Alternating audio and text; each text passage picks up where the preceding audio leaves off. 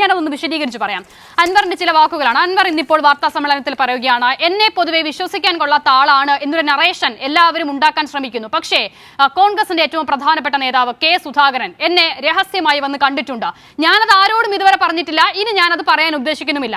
രാഹുൽ മാങ്കൂട്ടത്തിൽ കഴിഞ്ഞ പാലക്കാട് തെരഞ്ഞെടുപ്പിന്റെ സമയത്ത് പോലും എന്നെ രഹസ്യമായി വന്ന് കണ്ടിട്ടുണ്ട്. ഞാൻ അതും ഇതുവരെ ആരോടും വെളിപ്പെടുത്തിയിട്ടില്ല, ഇനി ഞാനത് പറയാൻ ഉദ്ദേശിക്കുന്നുമില്ല. അപ്പോൾ ഇങ്ങനെ ഈ രഹസ്യ കൂടിക്കാഴ്ചകൾ പോലും പരസ്യമായി പറയാത്ത എന്നെയാണോ നിങ്ങൾ ഇങ്ങനെ വിശ്വസിക്കാൻ കൊള്ളാത്ത ആള് എന്ന് പറയുന്നത് എന്ന് ചോദിക്കുന്ന PV അൻവർ ഇതൊന്നും പുറത്തു പറയാത്തതിന്റെ കാരണമായി പറയുന്നത് എന്താണെന്നുള്ളത് താങ്കൾ ശ്രദ്ധിച്ചു കാണുമോ? അത് ഞാൻ വിശ്വാസിയായതുകൊണ്ടാണ്, ഞാൻ സത്യവിശ്വാസിയായതുകൊണ്ടാണ്, ഞാനൊരു മുസ്ലിം ആയതുകൊണ്ടാണ് എന്നാണ് പറയുന്നത്.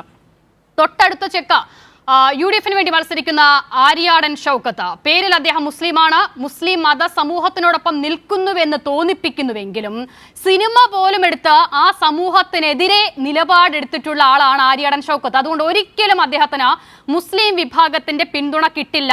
ഞാനാണ് യഥാർത്ഥ മുസ്ലിം.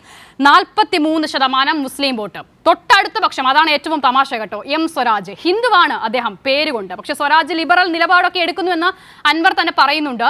ശബരിമല വിഷയമാണ് പറയുന്നത്, അന്ന് ഹിന്ദുക്കൾക്കെതിരെ സ്വരാജ് നിലപാടെടുത്തു. ഞാനാകട്ടെ പഹൽഗാം വിഷയത്തിൽ ഉൾപ്പെടെ ഹിന്ദുക്കളുടെ വികാരത്തിനൊപ്പം നിന്നു, തീവ്രവാദത്തിനെതിരെ പോരാടിയ കേന്ദ്ര സർക്കാരിന്റെ നിലപാടിന് കൈയടിച്ചു. 45% വരുന്ന ഹിന്ദു വോട്ട്, അതായത് ഞാനാണ് ഹിന്ദുക്കളുടെ സ്നേഹി. മൂന്നാമതായി ജോയിയെ മത്സരിപ്പിക്കണമെന്ന് ഞാൻ പറയുന്നത് എന്തുകൊണ്ടാണ്? മലയോര ജനതയുടെ ആവശ്യം പരിഗണിച്ചാണ്. അതായത് ന്യൂനപക്ഷമാണ്, ക്രൈസ്തവരുടെ ശബ്ദം എന്ന നിലയിലാണ്. പക്ഷേ UDF അത് കേട്ടില്ല, കോൺഗ്രസ് അത് കേട്ടില്ല. അപ്പോൾ ക്രൈസ്തവരോട് സ്നേഹമുള്ള ആൾ ഞാനാണ്. 10% ക്രിസ്ത്യൻ വോട്ട്. ഈ ഒരു കാൽക്കുലേഷൻ അത് എത്ര കൃത്യമായാണ് അൻവർ ഇന്നത്തെ വാർത്താ സമ്മേളനത്തിൽ ഉപയോഗിച്ചത് എന്നുള്ളതുകൊണ്ട്. പക്ഷേ സംസാരിക്കുന്നത് കേരളത്തോടാണ് എന്നത് മറന്നുപോയോ PV അൻവർ?